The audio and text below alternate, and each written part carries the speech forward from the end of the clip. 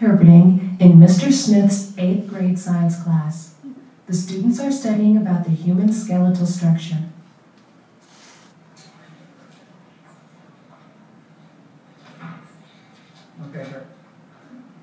Okay, guys and girls, bone development. The other day in class, we started talking about some of the functions of bone. We said the bone has 5 main functions. There are 5 things that your skeletal system does for your body. You remember this discussion? Can you name one for me? Can someone name one? Tiffany? Okay, the bone system allows for movement. Let's write some of these down. Okay, number 1, it allows for movement. Okay, what else does the skeletal system do for our body? Yes? Oh, wonderful. Storage. Storage of minerals. What are some minerals that we store, by the way, in our skeletal system? Some useful minerals or things we store. Name one? Calcium. Okay, good. Name another one? Minerals. Yeah, good. Minerals. That's great. Well, we got calcium. Is there another one that you remember our discussion with? Vitamins. No, vitamins and minerals are 2 different things. We have a group that's going to tell us all about that in a couple of weeks. Okay, we mentioned calcium, silicon, and we also mentioned phosphorus are some things that we mentioned in class. Okay, let's go on. Number 3. What's the 3rd thing that the skeletal system does for us? Scott? Supports the body. It does.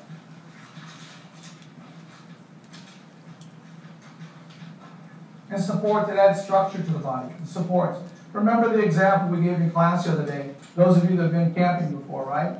We had the tent laying out, and it's all ready to go. We're gone camping, but we forgot the supports. We forgot the little fiberglass or the aluminum poles that hold it up. How successful are we going to be in making the tent? Other than if you go out and get some sticks out of the woods, right? If you forgot your supports, what's the tent going to do? It's going to lay there. We can understand or we can imagine what our bodies would look like without the skeletal system. How much we could get done. Yes, Tiffany?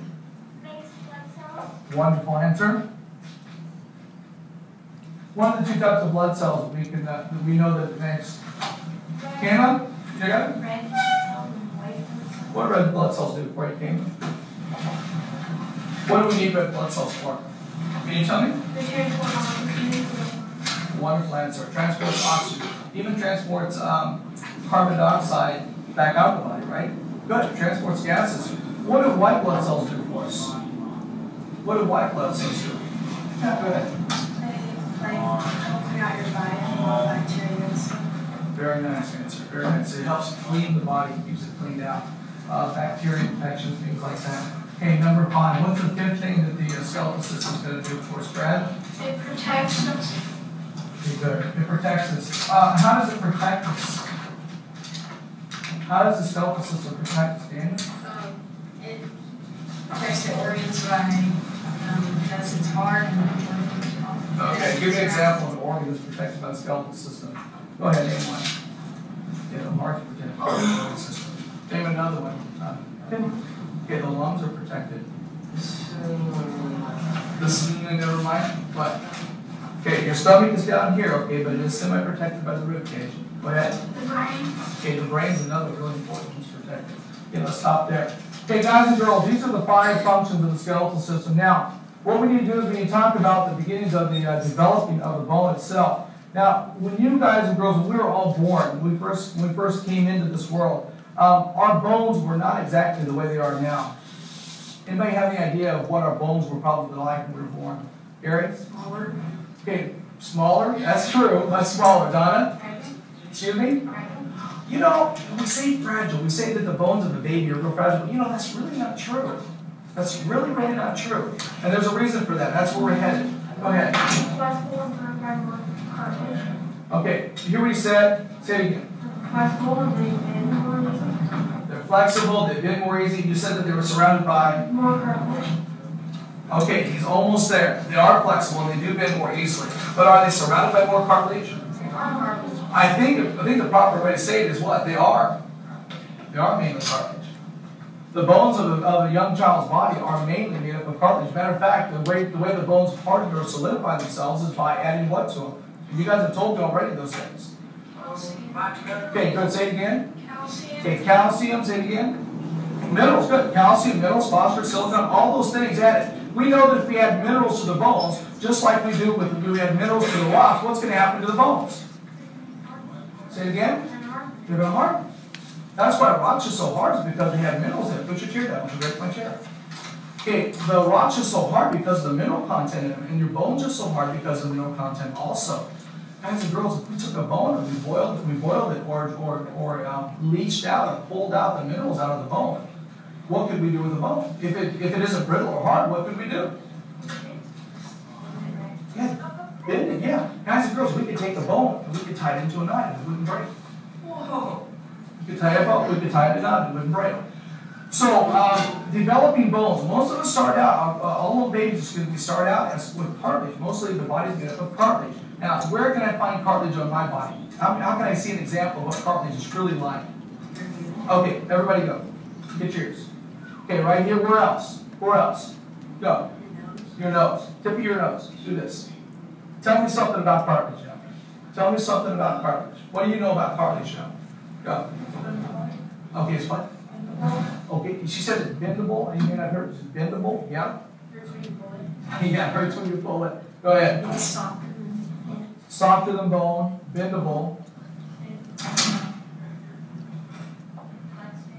It's very flexible and bendable.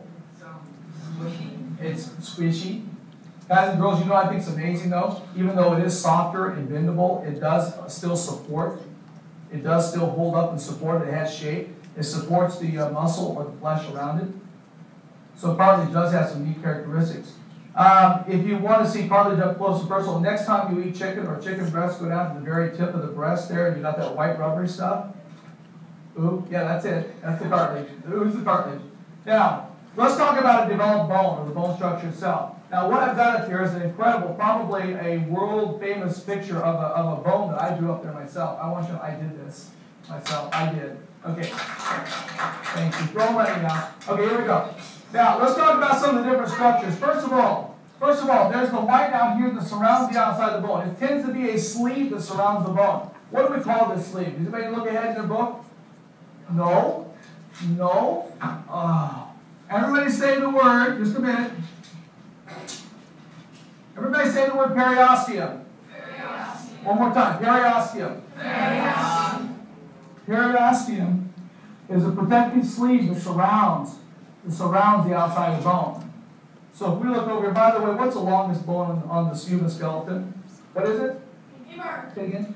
Yeah, the femur. Yeah, good. So if I take this femur or any bone here, and I look at this bone right here, if I look at this bone is going to be surrounded by a sleeve or a membrane that's called the periosteum. Now, what's the purpose, or what do you think we could get out of the periosteum? What do you think the purpose of that bone structure could be?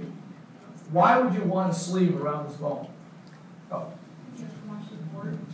Very nice answer. Give it more support. Name something else. What do you think? Take your guesses. Protect. Good answer. Fall, it might not hurt the bones much. Okay, good. Protection, support are the two things I keep hearing. Let's add a couple more things to it. Ready? The periosteum allows food, oxygen, and nutrients to get to the bone by traveling underneath itself. It allows it to get to the bone. Let's just say, let's say that Eric goes out for track. Let's say Eric goes out for track. He becomes this great long jumper, and during practice, he's running down the runway. He gets to the board. He's kind of stepping, going 1, 2, 1, 2, 3, 1, 2, 3, 4, 1, 2, 3, 4, off the board. Big hit, boy. Boom. He's up in the air. He's driving forward. He lands. All of a sudden, he realizes, the takeoff. I hurt my leg. He's got what's called a hairline fracture. Okay, he's got a crack that runs down the face of the bone. Just a little crack. Now, that periosteum is going to be real important now, because the periosteum is a protective sleeve that not only protects and supports, but it's also going to allow nutrients and calcium and other repair needed material to get to that area. It has growth cells in it that's going to allow the growth and repair of that area. It's there for development and also there for repair, not just support and not just to protect, but it's there for repair and growth. The periosteum is really important, especially at your age, for the growth that you guys are going to go through. As your bones get longer, you guys get bigger. Let's go down to the next one. The yellow inside. We call this hard bone, but the word that your book's going to use is called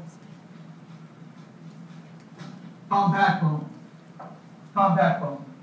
Take a guess. What do you think is going to be found in compact bone? You've already told me again today what you think bone is made out of, or some things that are found in bone. What's going to make this bone hard? What is it that's found inside this compact bone layer? Go ahead, Scott. Calcium. Good, calcium. There's number one right there. Name it. Okay, marrow, we'll talk about that in a minute. Hold that thought. Anybody else? I think in general, the ballpark idea would be all those minerals that we talked about. Elastic fibers and all the minerals that make up the bone. The minerals are found in the compact bone. That's the hardness of the bone. By the way, is the bone living or non-living? In other words, this hard let's talk about the compact bone. This really, really hard stuff. Is that living or non-living? Sorry, what?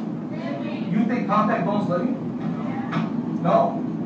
How many say no? 1, 2, 3. How many say yes, it's living? Actually, it is living. You know, and I've got some microscope slides, so hopefully by the end of the class period, if we have time, I have some slides already for you guys to see some actual bone cells. But bone cells are living because we know that bones grow, don't they? We know the bones repair themselves, right? Yeah. Okay, so we have to have living cells there to make this happen. Okay, this is called compact bone. Let's go down a little bit further here. Let's start at the very top here. There's the end of the bone right here, the very cap of the bone. You know, where all the big structure, where all the support's going to be, where all this pressure is going to be when you're walking and jumping and running, and it's the thickest part of the bone. Anybody know what this part's called? Oh, I like that. You said it's soft, but you're absolutely right. Spongy bone. Spongy bone. Guys and girls, spongy bone, because it's made just like, it looks and feels just like the sponge. No, it doesn't feel like the sponge. It looks a little bit like it, but it doesn't feel like the sponge. See, here's why. Look at the skeletal system here. Just think about this.